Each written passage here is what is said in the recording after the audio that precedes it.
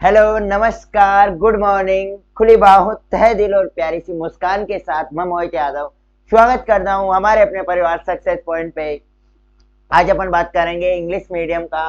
अपना 5th lecture है और इलेक्ट्रॉनिक्स बुक अपनी चल रही थी। तो दोस्तों, बीते लेक्चर में अपन ने इलेक्ट्रॉनिक्स की कुछ डेफिनेशंस वगैरह जानी थी, और इसके अलावा अगर मैं आपको बताऊं तो कहाँ तक अपना हो गया था।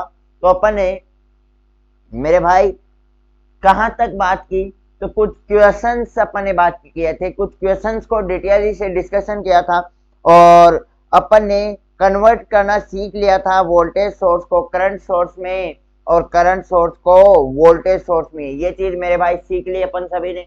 होपफुली आप सभी ने समझ लिया होगा, सीख लिया होगा, अच्छे से पढ़ लिया होगा। ठीक है, अभी इसी क्लास को आगे बढ़ाते हैं और आज अपन बात करेंगे वोल्टेज सोर्स में आइडियल वोल्टेज सोर्स और रियल वोल्टेज सोर्स के बीच ग्राफ की, और आइडियल करंट सोर्स और रियल करंट सोर्स के बीच अपन जो ग्राफ है रेजिस्टेंस और वोल्टेज के मध्य, रेजिस्टेंस और करंट के मध्य, तो उन दोनों के बीच अपन बात करेंगे। तो ज्यादा देरी ना करते हुए स्टार्ट कर लेते हैं आज की क्लास को। और मेरे भाई, फर्स्ट क्वेश्चन है, draw the graph for ideal voltage source and real voltage source. भाई फर्स्ट क्वेश्चन आपके बीच है, draw the graph for ideal voltage source and real voltage source. ठीक है, तो चलिएगा क्वेश्चंस को स्टार्ट करते हैं ज्यादा देरी ना करते हुए। और क्या कहा गया है, अपन को आइडियल वोल्टेज सोर्स और रियल वोल्टेज सोर्स के बीच ग्राफ को ड्रॉ करना है कि अगर अपन आइडियल वोल्टेज सोर्स और रियल वोल्टेज सोर्स के बीच ग्राफ बनाएं तो किस प्रकार से हमें प्राप्त होगा, कैसा हमें प्राप्त होगा, इस चीज के बारे में अपन को बात करनी है। ठीक है मेरे भाई, तो चलिएगा स्टार्ट करते हैं और ध्यान से देखना, सुनना।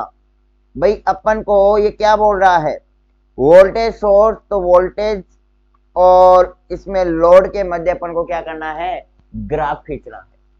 वोल्टेज सोर्स चाहे फिर आइडियल हो या रियल है, ग्राफ अपन को किसके बीच खींचना है, ग्राफ अपन को बनाना है कि लोड रेजिस्टेंस और अपने वोल्टेज के बीच। ठीक है, लोड रेजिस्टेंस पे अपन जैसे जैसे वोल्टेज का वैल्यू बढ़ा रहे हैं तो वोल्टेज का वैल्यू बढ़ेगा कि घटेगा, तो वो क्या होगा, वोल्टेज यहाँ पे जो मैं ले रहा हूँ वो सोर्स का ले रहा हूँ, और लोड वाले रेजिस्टेंस पे अपन वोल्टेज को देखेंगे। कैसे मेरे भाई, ध्यान से सुनना। सभी सभी ये तो जानते हैं ना कि वोल्टेज सोर्स किस प्रकार से होता है। वोल्टेज सोर्स का जो सर्किट होता है वो कुछ इस प्रकार से बनता है, या तो आप सभी जानते हैं।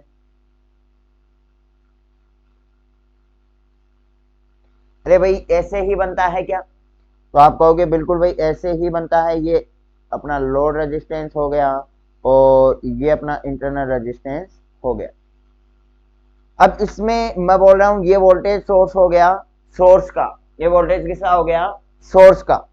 अब मैं बात करूं आइडियल के लिए, मैं किसकी बात कर रहा हूं, आइडियल वोल्टेज सोर्स की बात कर रहा हूं। तो मेरे भाई आप क्या कहोगे, आइडियल वोल्टेज सोर्स में इंटरनल रेजिस्टेंस क्या होता है, शून्य होता है।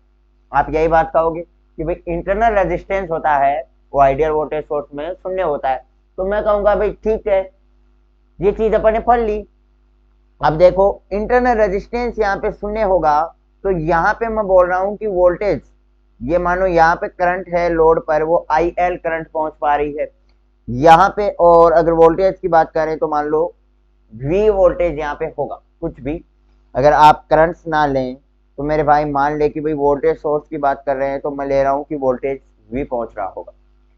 दोस्त, सोर्स से यहाँ पे वोल्टेज निकली, मेरे को ये बताओ लोड पर उतनी की उतनी वोल्टेज पहुंचेगी कि नहीं पहुंचेगी, इतना मेरे को बताओ। तो आप कहोगे बिल्कुल पहुंचेगी, क्योंकि इंटरनल रेजिस्टेंस 0 होने के कारण कुछ भी वोल्टेज को ग्रहण नहीं करेगा। अरे भाई आइडियल की बात कर रहे हैं, आइडियल में इंटरनल रेजिस्टेंस शून्य हो, अब शून्य होगा तो वो क्यों वोल्टेज को ग्रहण करेगा। शून्य होने का मतलब ही ये है कि वोल्टेज, उसका रेजिस्टेंस कुछ नहीं है, इसका मतलब वो कुछ भी वोल्टेज को ग्रहण नहीं कर पाएगा।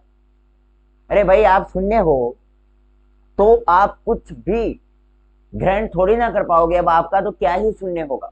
लेकिन मैं बोल रहा हूँ कि आपको एक आपके ऊपर अगर अनुमान दे तो मैं बोल रहा हूँ कि आपका इंटरनल रेजिस्टेंस नहीं होने का मतलब है कि आपके अंदर भूख नहीं है। बिल्कुल आप कह रहे हो कि मेरे अंदर जो भूख है वो बिल्कुल शून्य है, तो आप क्या खाना खा पाओगे? तो ठीक इसी प्रकार से रेजिस्टेंस के पास भूख नहीं है, ये बोल रहा है मेरे को भूख नहीं है, मेरा रेजिस्टेंस जीरो है, मेरे को इस मोह माया से कोई लेना देना नहीं है, मुझे करंट नहीं चाहिए। अगर आपको चाहिए तो ले लो, लोड वाले को बोल रहा है तो लोड बोल रहा है मैं तो लेऊंगा और जितनी सोर्स से आएगा उतनी लेऊंगा। तो ठीक इसी प्रकार से लोड क्या करेगा, पूरी की पूरी करंट को लेगा, इंटरनल को भूख नहीं है। अब भूख नहीं है तो मैं बोल रहा हूं कि वोल्टेज सोर्स पे जितनी अधिक वोल्टेज बढ़ाओगे क्या लोड पर बढ़ती जाएगी? तो आप कहोगे बिल्कुल बढ़ेगी भाई, क्यों नहीं बढ़ेगी, आप जितनी वोल्टेज बढ़ाओगे पूरी की पूरी लोड पर ही जाएगी। यहाँ पे तो लोड ही अपने सिंहासन को लेके बैठा है, तो देखना भाई। ओके चलेगा। तो इसका मतलब इसके बीच जो बनाया गया ग्राफ आएगा वो बिल्कुल एकदम कांस्टेंट ग्राफ आएगा, एकदम स्ट्रेट, अपन बोल सकते हैं सीधा एकदम लाइन। और अपन बोल देंगे कि यहाँ पे जो वोल्टेज अपने लोड पर है और अपने जो सोर्स का वोल्टेज है वो क्या होगा, बराबर होगा। जैसे जैसे सोर्स का आप वोल्टेज बढ़ाते जाओगे लोड पे भी वोल्टेज का मान क्या होगा, बढ़ता जाएगा। ठीक है। और ये किसके लिए मैंने ग्राफ बनाया मेरे भाई, तो आप कहोगे ये आइडियल के लिए ग्राफ बन गया। किसके लिए ग्राफ बन गया, आइडियल के लिए ग्राफ बन गया। अब अपन बात करें मेरे भाई, ध्यान से सुनना। अब मैं बोल रहा हूं कि मैं बोल रहा हूं अब रियल के लिए। ठीक है, रियल के लिए, किसके लिए, रियल के लिए। तो रियल नाम आते ही आपके माइंड में आ गया कि भाई internal resistance is not zero. Internal resistance zero नहीं है, जीरो नहीं है। अब की बार भाई साहब इंटरनल रेजिस्टेंस बोल रहा है मुझे भूख है, मुझे भूख है, थोड़ी बहुत भूख होगी, कितनी भी होगी लेकिन मुझे भूख है, इंटरनल मेरा जीरो नहीं है। अब की बार खाना खाऊंगा क्योंकि खाना बहुत अच्छा है, खाना बहुत अच्छा है। खाना अच्छा होने के लिए फिर भूख अपने आप बन जाती है। ठीक है, खैर मजाक कर रहा हूं। इंटरनल रेजिस्टेंस जीरो नहीं है इसका मतलब कुछ ना कुछ करंट तो रुकेगी ना मेरे भाई। अरे भाई कुछ ना कुछ करंट रुकेगी, कुछ भी रुकेगी। तो मैं बोल रहा हूं क्या वोल्टेज सोर्स पे जितना वोल्टेज होगा क्या उतना का उतना लोड पर रहेगा? तो आप कहोगे भाई कैसे रह पाएगा, अगर इंटरनल रेजिस्टेंस वोल्टेज को ग्रहण कर रहा है तो उतना का उतना लोड पर तो नहीं पहुंच पाएगा। अब नहीं पहुंच पाएगा इसका मतलब क्या होगा, अरे भाई इसका मतलब ऐसा ही होगा कि ये ग्रहण करता चला जाएगा। तो अपनी ग्राफ आएगी वो बिल्कुल इस प्रकार से आएगी कि आप वोल्टेज जैसे जैसे बढ़ाओगे तो लोड पर क्या होगा, वोल्टेज का मान भी कम होता जाएगा, क्योंकि इंटरनल रेजिस्टेंस उसका वैल्यू क्या करेगा, ग्रहण करता चला जाएगा। इंटरनल रेजिस्टेंस उसका वैल्यू ग्रहण करता चला जाएगा। तो ये मैंने बना दिया रियल के लिए। मेरे भाई जल्दी से फटाक से इस चीज को नोट डाउन कर लो, जल्दी से फटाक से इस चीज को नोट डाउन कर लो, फिर अपन आगे बढ़े भाई आइडियल या रियल के ऊपर।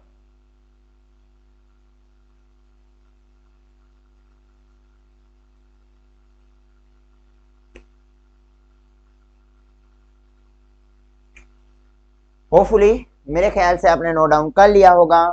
और अब मैं बढ़ रहा हूं आगे, और आगे का क्वेश्चन आ गया कि draw graph for ideal current source and real current source. अपन को आइडियल करंट सोर्स और रियल करंट सोर्स के बीच ग्राफ ड्रॉ करना है मेरे भाई।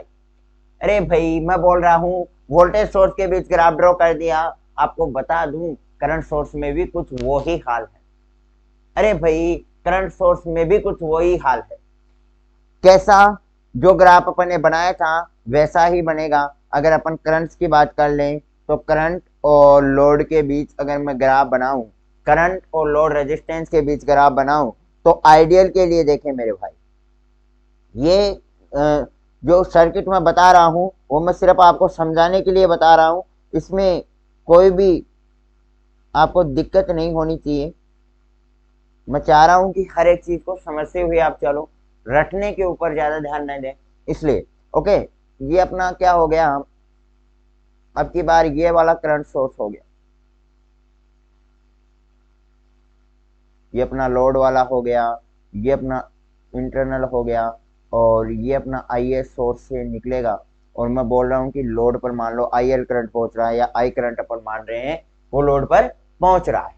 अब मेरे भाई मैं बोल रहा हूँ आइडियल, मैंने क्या वर्ड यूज में ले लिया, आइडियल। आइडियल का मतलब सुनते ही आपको समझ में आ गया। क्या समझ में आया मेरे भाई? कुछ नहीं आया, क्योंकि फटा तो था ही नहीं हमने। अरे भाई हमने पीछे का रिवाइज नहीं किया तो समझ में कैसे आएगा? और अगर रिवाइज किया है तो समझ में आ गया। आइडियल का मतलब आते ही कि इंफिनिटिव होगा इंटरनल रेजिस्टेंस। मेरे भाई कितनों को समझ में आ गया था ये चीज कि आइडियल का नाम सुनते ही आपके माइंड में इंटरनल रेजिस्टेंस इंफिनिटिव चमकने लगा, खनकने लगा कि भाई बोलो अब इंफिनिटिव बोलो। अगर आपने रिवाइज किया होगा तो बिल्कुल आपके माइंड में खटका होगा, और रिवाइज नहीं किया होगा तो मेरी तरह बन गए होंगे। ठीक है, लेकिन भाई मेरे को याद था इसलिए आपको बता दिया। अब देखो इंफिनिटिव है इंटरनल रेजिस्टेंस, अगर इंफिनिटिव है तो मेरे को बताओ ये करंट को क्या जाने देगा? तो आप कहोगे भाई कहां से करंट को जाने देगा? अरे भाई इंटरनल रेजिस्टेंस अपना इंफिनिटिव है, तो मेरे को ये बताओ क्या ये करंट को जाने देगा? तो आप कहोगे भाई करंट को कैसे जाने देगा?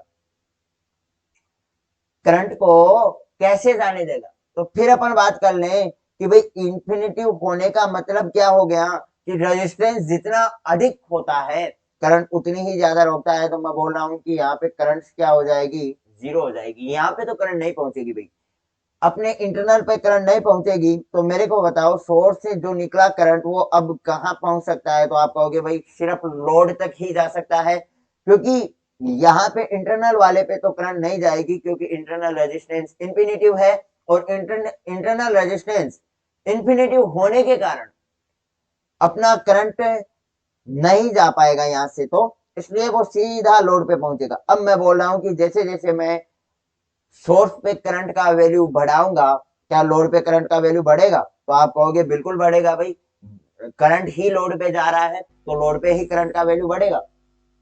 भाई करंट ही लोड पे जा रहा है तो लोड पे ही तो वैल्यू बढ़ेगा। तो ग्राफ कैसा बन जाएगा मेरे भाई? आप कहोगे ग्राफ बिल्कुल अपना कांस्टेंट ग्राफ बन जाएगा, एकदम सीधी लाइन।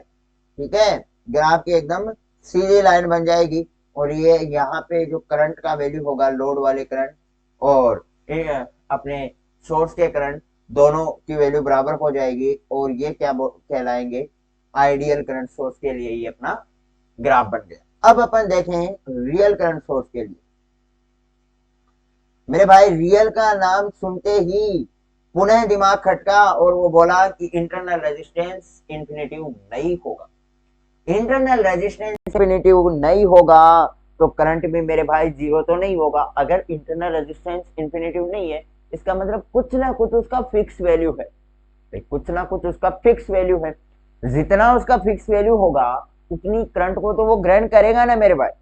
अरे जितना उसका फिक्स वैल्यू होगा उतनी करंट को वो ग्रहण करेगा, और उतनी करंट को ग्रहण करेगा तो मेरे को बताओ सोर्स से निकला करंट क्या लोड पर पूरा पहुंचेगा? नहीं पहुंचेगा, क्योंकि जैसे जैसे इंटरनल रेजिस्टेंस का मान बढ़ता चला जाएगा, जैसे जैसे इंटरनल रेजिस्टेंस का मान बढ़ेगा तो लोड पर करंट का मान क्या होता चला जाएगा? कम होता चला जाएगा, क्योंकि आपको पता होगा धारा हमेशा शॉर्टेस्ट पाथ का यूज करती है, शॉर्टेस्ट पाथ का चूज करती है, हमेशा छोटे पथ का चूज करती है।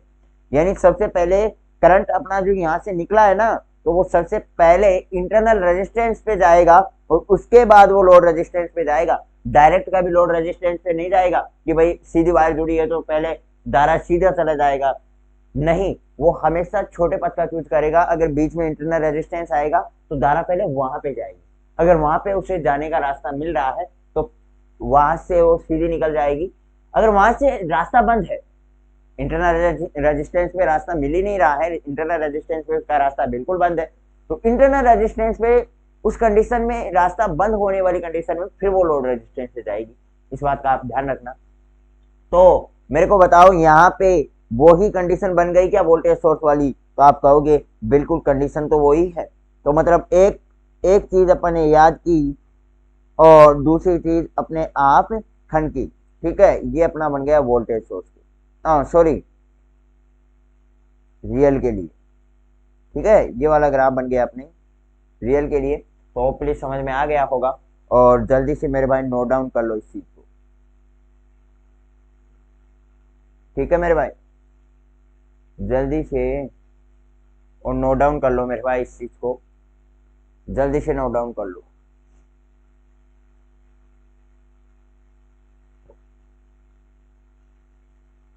नोट डाउन में अपन को बिल्कुल भी समय नहीं लगाना है, ये बात मैं बार बार बोल रहा हूँ, इस चीज पे भी थोड़ा गौर करना।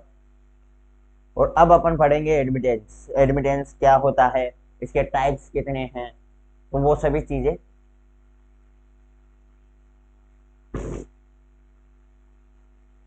होपफुली नोट डाउन कर लिया होगा। और आने वाला चीज, इससे पहले अपन नोट देख लेते हैं भाई। एक नोट है, छोटा सा नोट है, नोट को ध्यान से सुनना एक ही बार में। If the value of internal resistance, ध्यान से सुनना एक बार, कि अगर अपने इंटरनल रेजिस्टेंस की जो वैल्यू है वो लोड रेजिस्टेंस से ज्यादा है, उस वक्त तो करंट सोर्स का यूज किया जाता है। और अगर इंटरनल रेजिस्टेंस की जो वैल्यू है वो लोड रेजिस्टेंस से कम है, अगर अपनी इंटरनल रेजिस्टेंस की वैल्यू लोड रेजिस्टेंस से कम है, तो उस वक्त वोल्टेज सोर्स का यूज किया जाता है। क्या बोला मैंने, ध्यान से सुनना, कि अगर इंटरनल जो रेजिस्टेंस है अपना, the value of internal resistance is greater than the value of load resistance, then this case used current source. अगर इंटरनल रेजिस्टेंस ज्यादा है लोड रेजिस्टेंस से, तो उस केस में अपन करंट सोर्स को यूज करेंगे। और if the value of internal resistance is less than the value of load resistance, then this case voltage source is used. तो उस केस में अगर अपनी इंटरनल रेजिस्टेंस की वैल्यू लोड रेजिस्टेंस से कम है, और कम होने वाली उस केस में अपन वोल्टेज सोर्स का क्या करेंगे, यूज करेंगे। अब ऐसा क्यों है, इस चीज को अपन जानेंगे, लेकिन एक बार आप नोट डाउन कर लो मेरे भाई, इस चीज को एक बार नोट डाउन करो, नोट को नोट डाउन करो। फिर इसके पीछे का कारण भी आपको बताता हूं, कि भाई जब इंटरनल रेजिस्टेंस लोड से ज्यादा है तो अपन करंट सोर्स को क्यों यूज में ले रहे हैं, और अगर कम है उसका वैल्यू लोड रेजिस्टेंस से, तो अपन वोल्टेज सोर्स क्यों यूज में ले रहे हैं। कुछ तो इसके पीछे का कारण रहा होगा, उस कारण के बीच भी अपन बात करेंगे, उस कारण के बारे में भी अपन बात करेंगे। तो एक बार जल्दी से नोट डाउन कर लो, नोट, और नोट में फर्स्ट पॉइंट लिख लो कि if the value of internal resistance is greater than the value of load resistance, if the value of internal resistance is greater than the value of load resistance, then this case current source is used। ये cold नहीं है, यहाँ पे cold न लगा के आप used शब्द लिखोगे तो मेरे ख्याल से ज्यादा अच्छा होगा। इज यूज्ड, ओके, दोनों में यूज्ड लिख लेना, कोल्ड थोड़ा कम होता है इसका बेनिफिट है।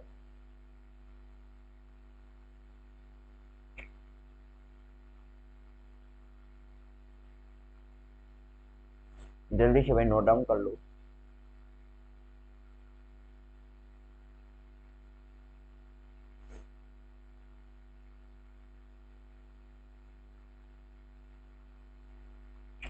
मेरे ख्याल से 2-3 दिन से आई है ये क्लास आपकी, अभी 2-3 दिन से कुछ टेक्निकल इशू की वजह से और क्लास अपलोड नहीं कर पाया।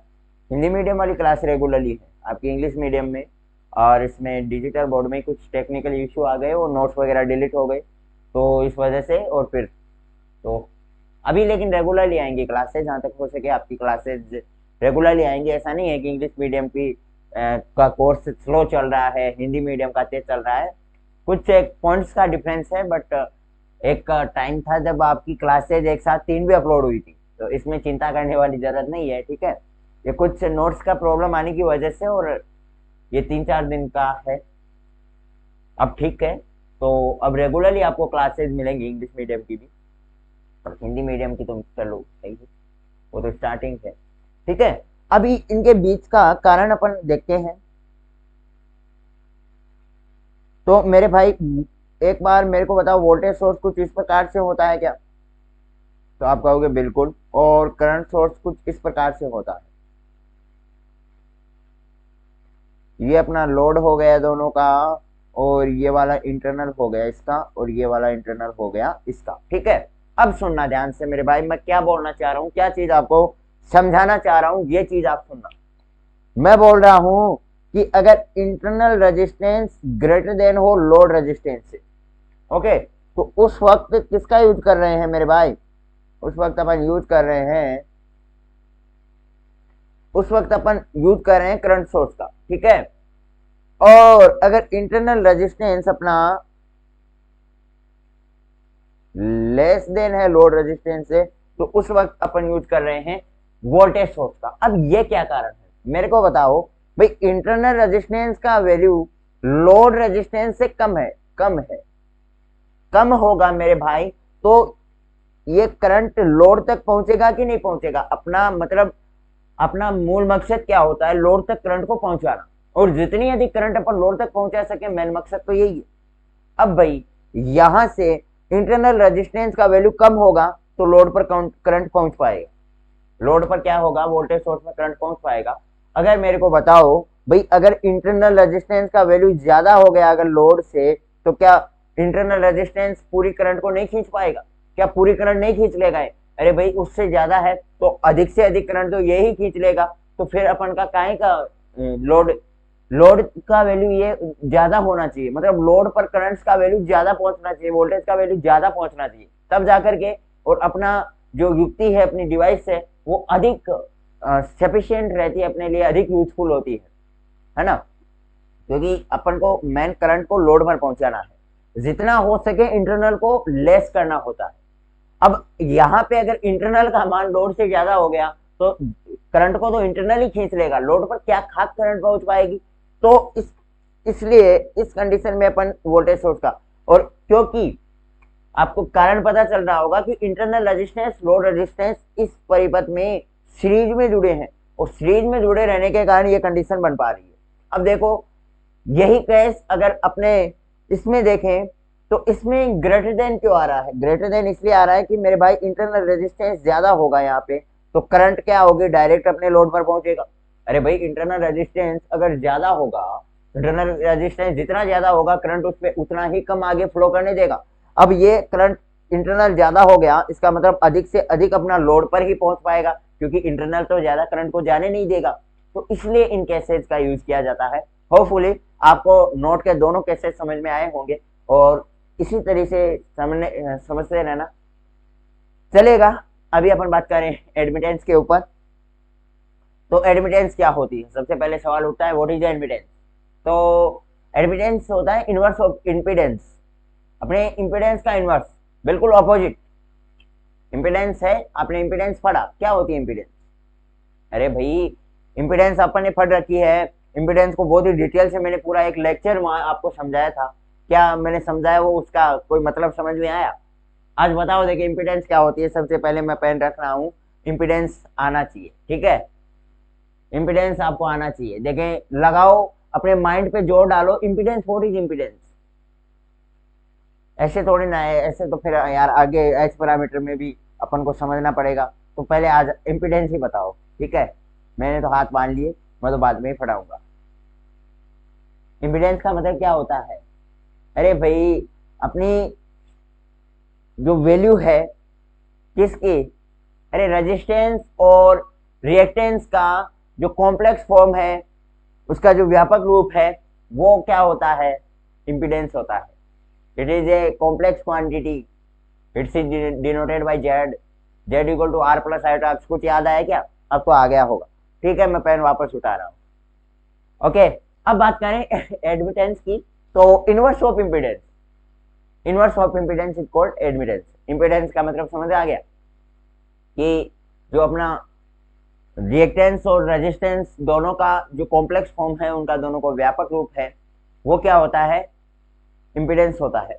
अब उस इंपीडेंस का उल्टा, डायरेक्ट उल्टा, अर्थात it's is denoted by Y. Admittance को अपन वाई से डिनोट करते हैं, और वाई इक्वल टू क्या हो गया, 1/z। तो वाई इक्वल टू 1/z आपको दिखाई भी पड़ रहा होगा, तो होपफुली। और it's is following 3 types. First one is linear admittance, second one is non linear admittance, third one is bilateral admittance.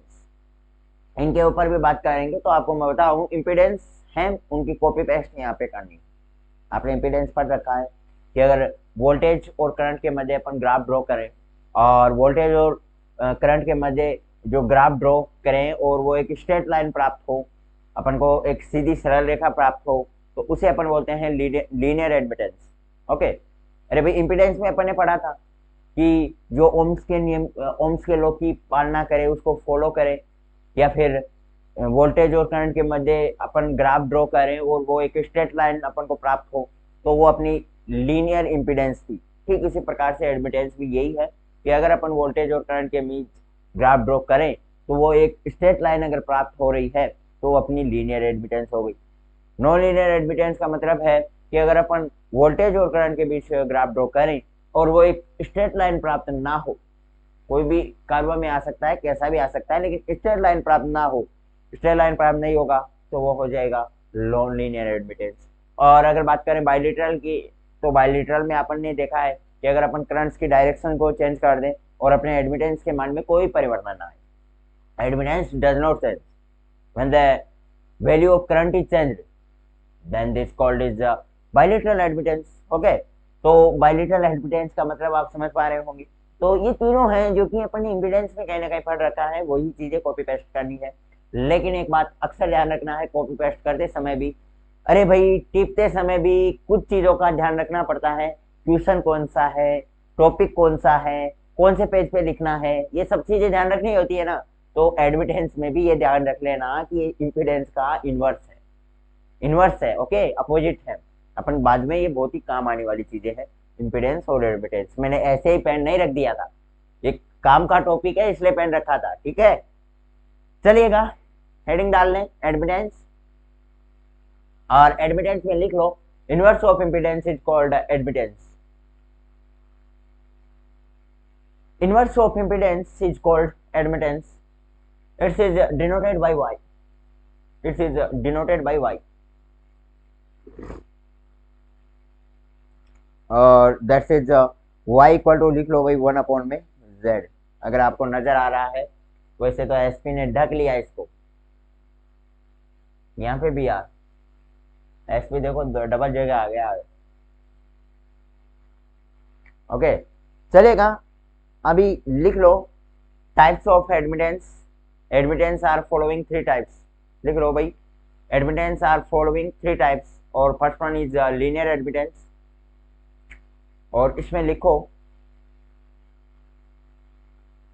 The admittance, linear admittance, first one is linear admittance, और linear admittance में लिखो कि the admittance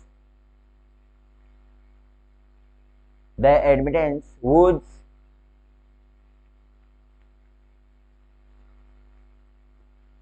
जल्दी से, या फिर मेरे ख्याल से आप तीनों को एक साथ लिख लें। अगर linear admittance, non linear admittance, या फिर तीनों अलग अलग टाइप को ही अपन देख लेते हैं, भाई क्या ही फर्क पड़ेगा इसमें। तो लिख लो भाई, ऐसे ही लिख लो लीनियर एडमिटेंस आपने लिख लिया, और लिख लो भाई the admittance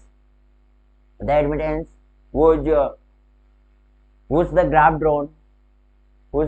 drawn between voltage and current is a straight line. The admittance whose the graph drawn between the voltage and current is a straight line. Between voltage and current is a straight line, is called linear admittance. It's called linear admittance.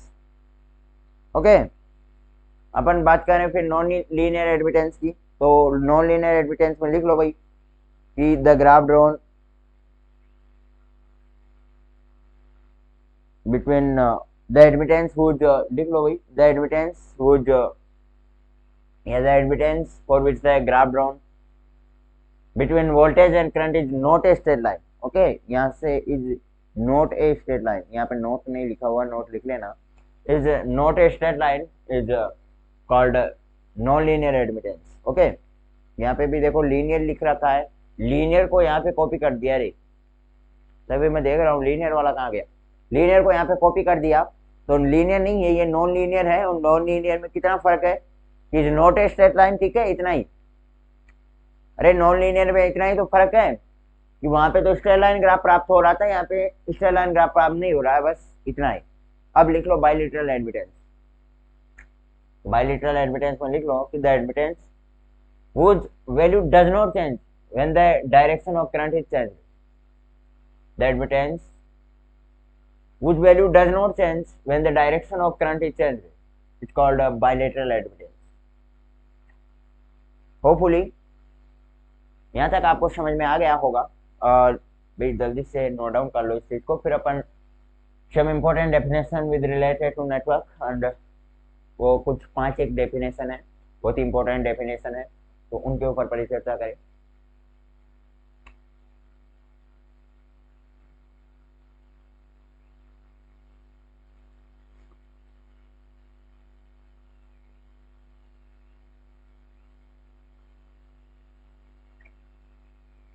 Okay आगे heading डाल लो some important definition with related to network. देखें page है या फिर अपन को वैसे ही पढ़ना पड़ेगा। हाँ भाई पेज है, बहुत अच्छा काम हो गया ना ये तो, ड्यूटी माता कूट खत्म। ओके तो आज अपन बात करेंगे अब some important definition with related to network, और वो कुछ 5 डेफिनेशन है। ब्रांच है, नोड पॉइंट है जिसे अपन जंक्शन भी बोलते हैं, प्रिंसिपल नोड है, लूप है, मेश है, ये सब चीजें।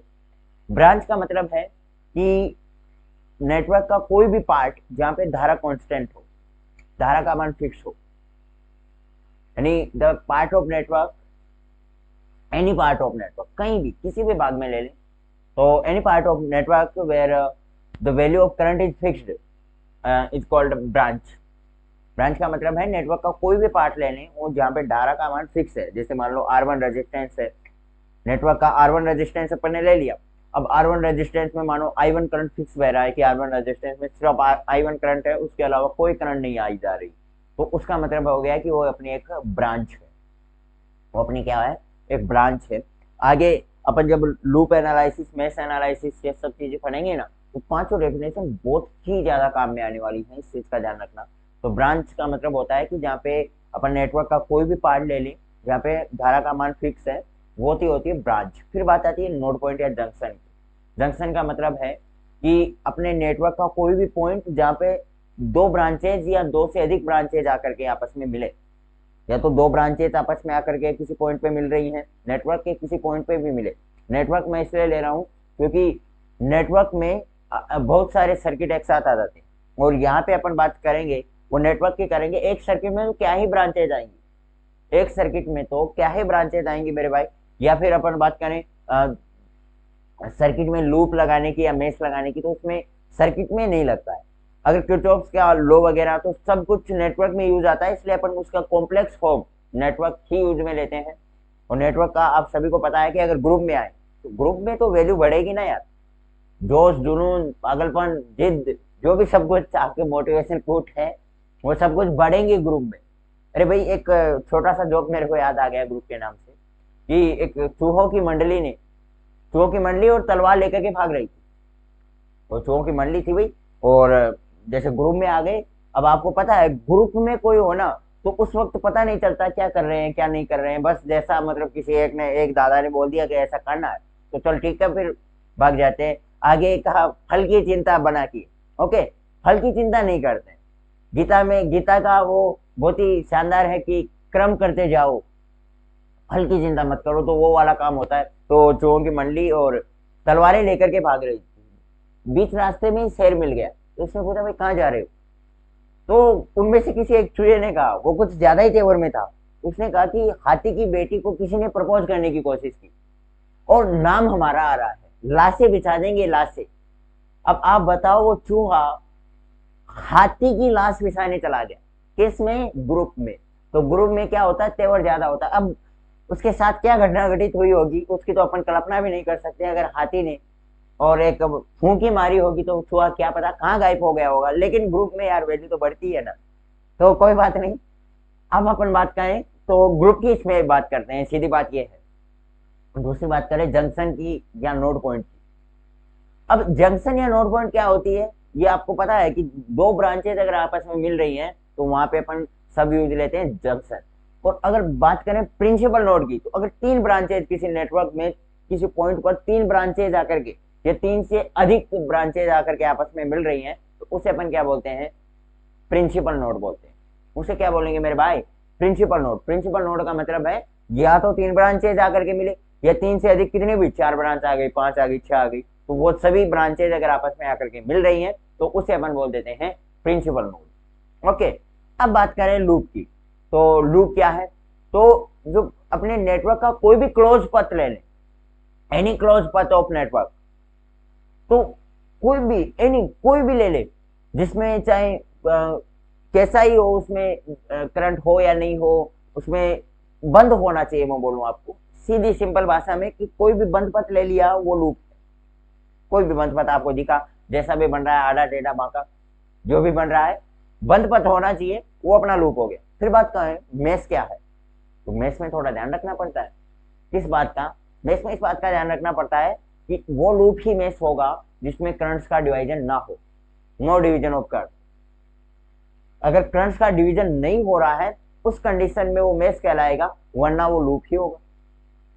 इसलिए अपन बोल सकते हैं कि जो सभी मेश होते हैं ना वो तो लूप होते हैं, लेकिन सभी लूप मेश नहीं हो सकते, क्योंकि लूप में तो सभी आ गए, करंट का डिवीजन हो रहा है तो भी आ गए, करंट का डिवीजन नहीं हो रहा है वो वाले भी आ गए। लेकिन मेश में ऐसा नहीं है, मेश में करंट का डिवीजन नहीं हो रहा हो ऐसे बंद पथ को ही अपन मेश बोल सकते हैं। ठीक है, होपफुली पांचों कंडीशन में पांचों डेफिनेशन आपको समझ में आई होंगी। अभी अपन नोट डाउन कर लेते हैं, चलेगा। फर्स्ट डेफिनेशन, पहले बार टॉपिक डाल लो, डेफिनेशन रिलेटेड टू नेटवर्क या some important definition related to network, कुछ भी। अगर आप चाहते हो कि इन डेफिनेशन को थोड़ी क्रिएटिविटी बढ़े तो लिख लो some important definition with related to network. Okay, important है भाई, 5 को डेफिनेशन बहुत इंपॉर्टेंट है। अभी आपको विश्वास नहीं हो रहा होगा, लेकिन कल की क्लास, और कल की क्लास अगर मैं ना बताऊं तो परसों की क्लास में आपको बिल्कुल इन 5 डेफिनेशन पे विश्वास होने लगेगा कि यार बहुत इंपॉर्टेंट है। और कल की क्लास में भी मैं आपको यकीन दिलाऊंगा कि कितनी इंपॉर्टेंट है भाई। इसके बिना, इनके बिना काम चलने वाला नहीं है आगे। जो अपन किरचॉफ लॉ पढ़ेंगे, तो किरचॉफ लॉ तो नेटवर्क को विश्लेषित करने, उसके नेटवर्क को एनालिसिस करने के लिए ही बनाया गया है। किरचॉफ ने अपना रूल नेटवर्क को एनालिसिस करने के लिए दिया है। अब नेटवर्क को एनालिसिस तब करोगे ना जब उसकी छोटी छोटी मिनी चीजें आपको आएंगी, माइनर चीजें आपको आएंगी। तो लिख लो भाई ब्रांच, और यहाँ पे लिख लो the part of network where the value of current is fixed. The part of network where the value of current is fixed, it's called a branch, it's called a branch.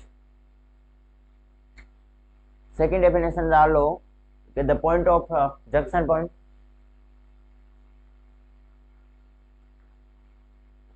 the point of network where more than 2 branches meet is called node point. The point of network where